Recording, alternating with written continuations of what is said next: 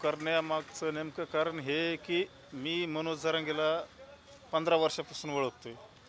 मनोज जरांगेंचे स्वप्न काय होते, मनोज जरांगेंचे स्वप्न कसे साकार झाले, मनोज जरांगेने कसा कोणाचा वापर केला, मनोज जरांगेने किती लोकांचे घरं घातले, मनोज जरांगेने कसा समाज भावनिक केला, मनोज जरांगेच्या भावनिकतेमधून कसं मराठीच्या मुलांनी आत्महत्या केल्या.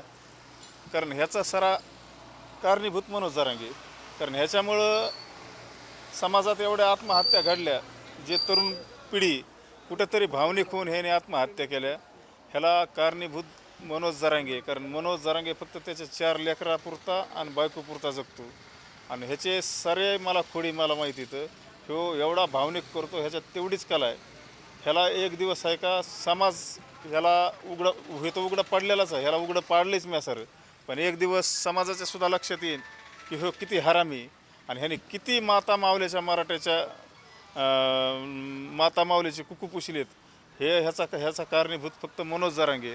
आणि येणारा काळ जे असं बोलतो, कोणाला बी खालीवर कुठं बी जातो, जातीवादी भडकून देतो. मला तर कुणाच्या बाजूने मी बोलू बी शकत नाही आणि बोलणार बी नाही इथून पुढं. पण मनोज जरांगेला आहे का कुणीतरी सुपाऱ्या दिल्यात की ह्यांना टार्गेट कर, ह्याला अशा माणसाला टार्गेट कर. ह्यो फक्त सुपाऱ्या घेतोय आणि एक दिवस हा सुपारी मॅन आहे का 100% उघडा पडणार येणाऱ्या काळात.